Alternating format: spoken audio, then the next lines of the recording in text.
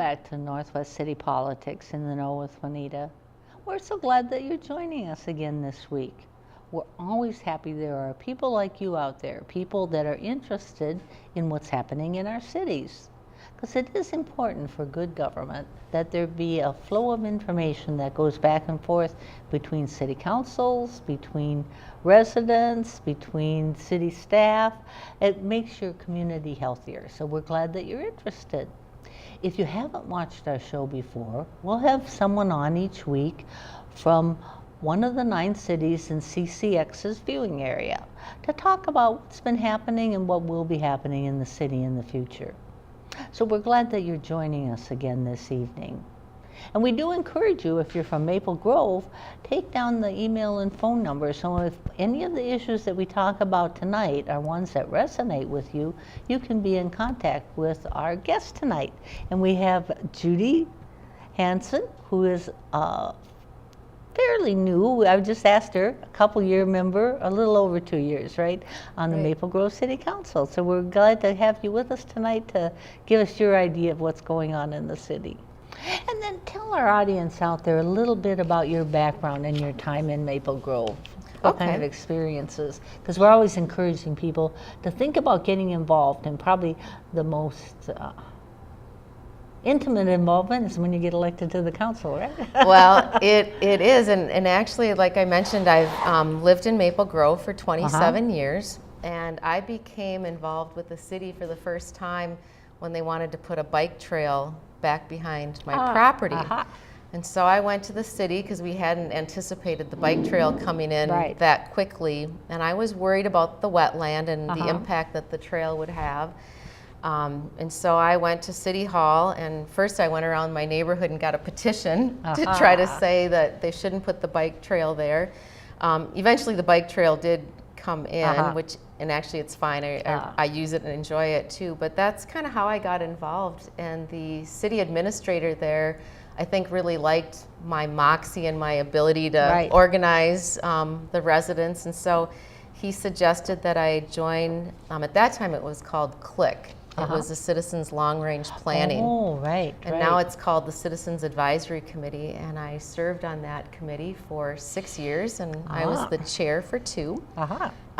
Served on the Wetlands Task Force, and then I kind of took a break after that while my kids were, involved in sports and school and church and Girl Scouts. And then when I saw that there was an opportunity to apply to fill the council spot for someone who had to step down, and it was a 1.5-year term, I thought, that'd be a really good way to see if I would like to be a city council person before having to go through all the campaigning and the expense involved in that. And that was a perfect opportunity, and I really enjoyed that. And so I ran last year and was elected, and so here I am. And then I asked you to think a little bit about what are some things that you might tell people why they ought to consider moving to Maple Grove. Well, that's an easy question. I've lived in Maple Grove for 27 years, even though I commute daily to St. Paul. I'm an assistant city attorney there, so I kind of, it's a tale of 2 cities. I get to work for both cities that I really love. But Maple Grove, after working all day in the bigger city and coming through traffic, I'll tell you, it's just so nice to come home to Maple Grove. It's such a well-planned city, and it has wonderful amenities. It has, great retail and restaurants. But I think more than that, it's the parks and the trails and all the green spaces.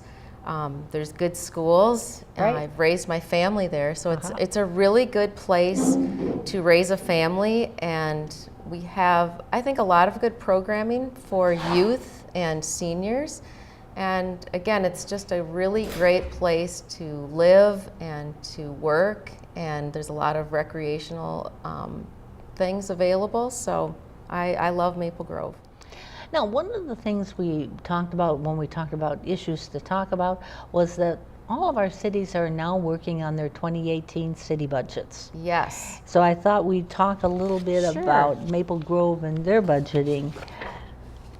Absolutely. Maybe you could tell, because people aren't always aware of, there's of all the steps that the council goes through before they end up with the budget and ultimately the levy, right? Right. So maybe we can right. tell people about what are the things that are happening beforehand. Okay.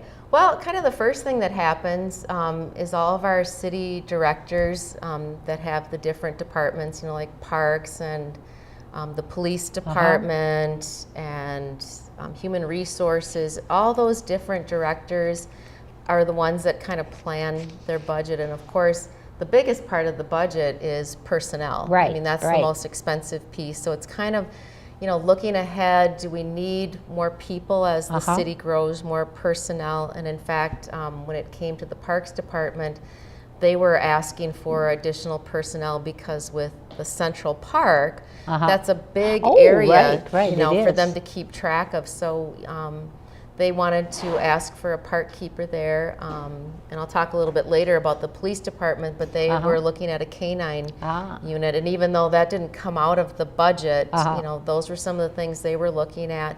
But each department looks at what their needs are in terms of personnel, because we've had some retirements, and so filling in those spots. But then if they need any, capital improvements, any equipment, there was some upgrading in some of the software to help the city be more efficient, like in the building department. I think each person now has a laptop available to them or an iPad so that they can more easily fill out information when they're out on the field. So that's kind of the first step, is just putting together what their needs and wants are. And then they prepare a report, and then the city council gets that. I think we start that process, I think it's in June. And then we review that, and we actually meet with each of the directors and have conversations with them and say, okay, do you really need this? Do you really need that? But honestly, just in my short time, I've been through the budget process now 3 times, and I'd have to say that our city staff really take very seriously not asking for too much and to try to keep the budget within range. So that's the first step. So we do that, and then we did pass a preliminary budget, and then there will be, and that was in September. And then there'll be a final hearing in December where we will propose the budget. But to give you just some more facts, I did, before I met with you tonight, I actually sent an email out to all of our directors so that I could get some real specific information. And so our finance director sent me the information that the general fund budget for 2018 is an increase of 0.238% from 2017. So that's actually pretty good figures. That's not very high at all. Not much of an increase. No.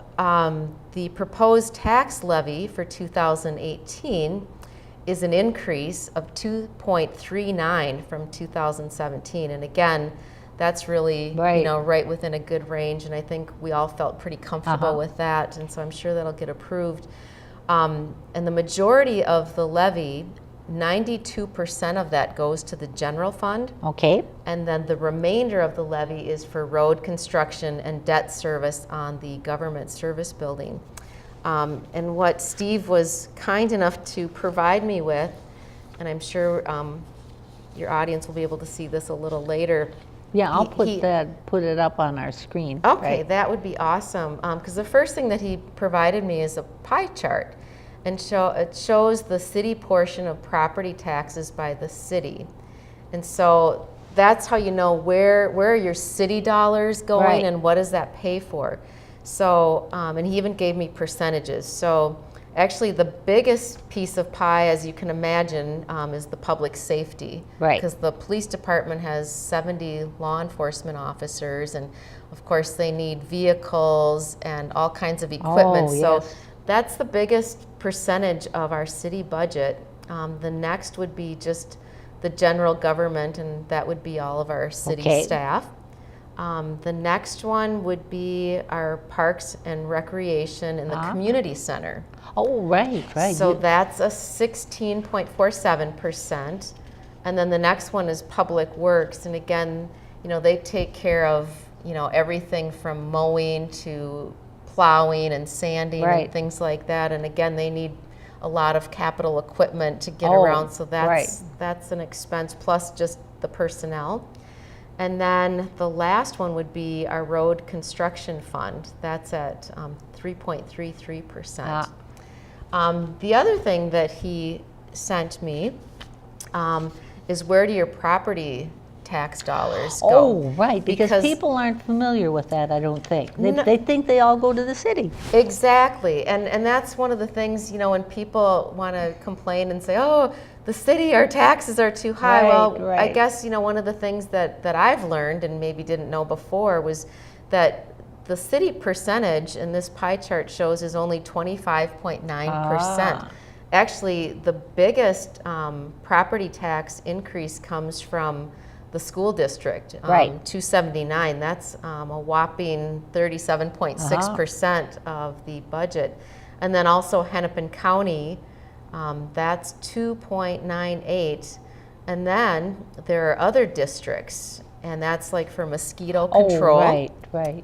The Three Rivers Park, our watershed district, the Hennepin County Housing and Redevelopment Authority, and then the Maple Grove Economic and Development Authority. So those are some of the other things that compile, you know, what increases we have with our taxes. Right.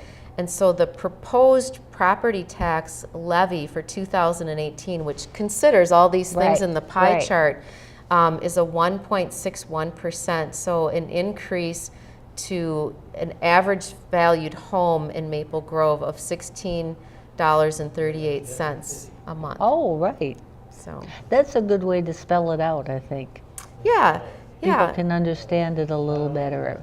The other thing that we did get, because when we do our budget, we usually have to wait to kind of see what Hennepin County's is going Right. to be, and we just learned last week, they announced that their increase is going to be 4.95%. Now, I don't know, I think that's an increase from last year. And then lastly, our budget hearing and council meeting to adopt the budget will be December 4th. Right. And those times are set by the state legislature, right? Right. They determine that you should have that in September, but then that gives people, if they want to, a longer time to give you input on it. Absolutely. Sometimes the only input you hear is don't raise our taxes, right? Right, right. But there is also an opportunity. You know, our assessing department goes around and, you know, they do their housing valuations. Right. But then the city council sits as a board of equalization.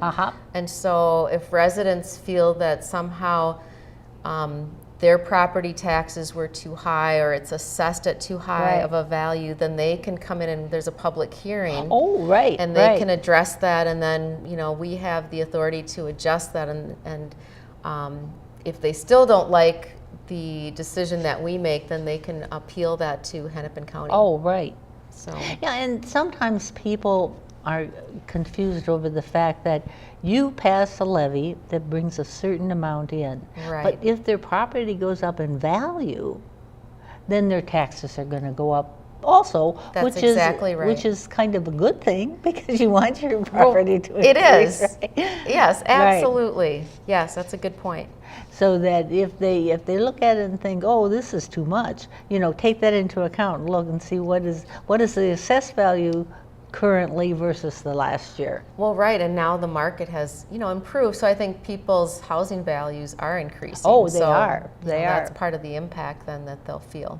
Right, and then there is like about a year lag because of the timing of the assessment and when you do the budget. Correct. So it sometimes isn't obvious, but I thought people should know that. Yes, definitely. Now we'll switch and talk about your fire department. Maybe you can talk, because each city is a little different. How is your fire department organized? Into what kind of layers of? Well, it's like I said, I work in St. Paul, so it's a lot different in St. Paul. I mean, in St. Paul, it's all, you know, full-time staff. But here in Maple Grove, you know, we have almost 70,000 residents, and we have 13 full-time staff people, which include support staff. Right. And that's fire code enforcement and investigators. But we also have the paid on call. And it's not unique to Maple Grove, but it's unique, to other bigger cities. Right. But what's really great about that is we have 5 fire stations. Okay. And, these residents who have maybe thought, gee, I'd really like to be a firefighter. They usually have their full-time jobs, but this is something that they do in addition. Right. And so right in their neighborhood, they can work out of that fire station, and the fire department provides all of the training. Okay. And so they get a certain amount of money based on how much they work, but then they also have the further incentive of a really awesome pension. Oh, right. But what's great about that is you really find people who have a passion for helping other folks, and it's more community oriented. Right. So it's a really good program, and right now we have 95 paid on call. That's pretty good. People, and if people want to apply, there's an application process that starts in May, and I think it goes through August. And they can either find that on the website, or they can just go to their, closest fire station, and they can apply. And then, they want to check to make sure, are you physically able to do the work? Because obviously, you have to be in really good shape to be a firefighter. Definitely. They do a background check too, just to make sure that you're a person of good character. But it's a really good program. We also have a fire prevention department, and so they specialize in education and permits and safety. Marilyn Arland is the person who is primarily in charge of that, and we had our chief who retired this most recently, Scott Anderson. I mean, he had been the fire chief, I think it was for 27 years, and so Marilyn was a deputy chief, so she stepped in and she kind of filled in while we were in our hiring process. And we did hire a new fire chief. Oh, you did? We did. Tim Bush. He has been with the City of Maple Grove Fire Department for 9 years as a deputy chief. We did interview, how many did we interview? I think we interviewed 4 or 5 individuals. And he just hands down was the person who really had so much knowledge about not only what the full-time folks do, but also the paid on call and how to manage that. He just had so much information, so we're really pleased. And in fact, last night was his swearing in at City Council. So the other thing about the fire department, I mean, besides the firefighting, they also handle, like, if there was like some type of a hazardous spill. They learn how to, do all the hazmat stuff for that. And they work very closely with the police department as, a first responder if there's an accident. But then some fire departments have their fire personnel as the emergency medical folks. We don't have that. We work in conjunction with North Memorial Ambulance. So, I mean, it's really a team. It's the police and the fire and the emergency folks with North Memorial. So it's a really good fire department, and it really works. It's important. It is. It is important. And it's good when you've made a change and you feel good about the new leadership, right? Right, and Tim really just has a passion for the work that he does. I forget which city he worked. Let's see, I had his little bio here. He has overseen the Explorer program. He's got a master's degree in operations management from the University of Arkansas. And one is in fire science. And he holds a blue card certification. So he just has everything that we need to lead the fire department. So, all right, let's switch now to your Park and Recreation Department. Okay. What kinds of projects are the Park and Rec working on? Maybe we can update people on what are some of the new areas or renewed areas, right? Right. Well, you know, right now, I mean, the last really new thing was the Central Park, which is just a huge, huge attraction, you know, with that water pad. Yep. Their pickleball courts, those are utilized a lot. And then in the winter, we have that skating loop. So that's just been really, really amazing. And recently, the park system, and I think maybe it ends this week, but they were looking for citizen input on, you know, what types of things would you like to see in the city? In fact, so they started this, they actually have a consultant team so that they are trying to figure out, okay, along with this comprehensive planning that we're working on, because that has to be submitted in December of 2018. So they were doing a survey to try to get some input, not only on the parks, but also the recreation piece. Both sides. Right. And so there were 900 residents that took the online survey. And I think that speaks pretty highly, because I know for myself, I really don't want to ever sit down and take the time to do a survey. But then they could also submit opinion cards, and I think they received like 300 cards of information. So I think that's going to be very helpful as we sit down and really start to do some of the nuts and bolts on our comprehensive plan. The other thing, the City Council directed the Parks and Rec to do a feasibility study for our athletic field improvements. Some of the fields, I'm trying to think of the one, I can't think of it right now, but it's off a little further off Bass Lake Road.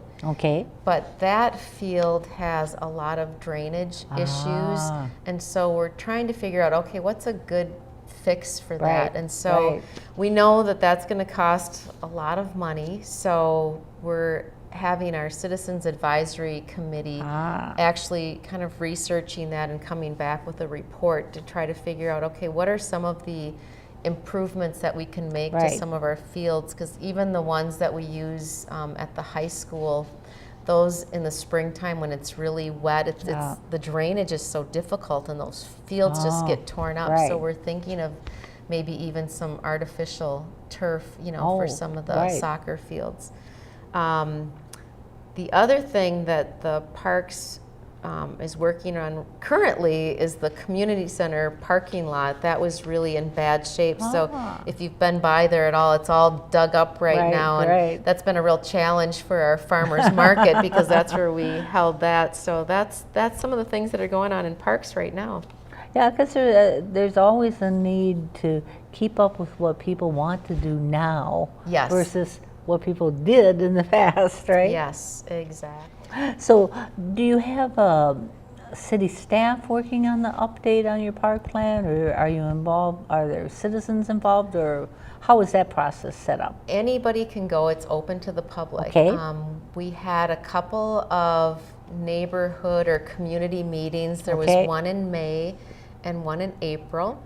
And part of it is just showing the residents. They kind of do it by quadrants, like, you know, here's what's built now, here's what's, you know, remaining to be built, because there's so many different things that we have to consider when we're putting together the comp plan. And so it involves our community development director, our economic development director, certainly our city administrator. The mayor is part of that committee. Phil Leith, one of our city council members, is on there. There's a gentleman from Three Rivers Park. I'm trying to think who all. There's a couple commissioners from the Planning Commission. So it's a real good group of people that have really been part of the city for just years and really have a lot of good input.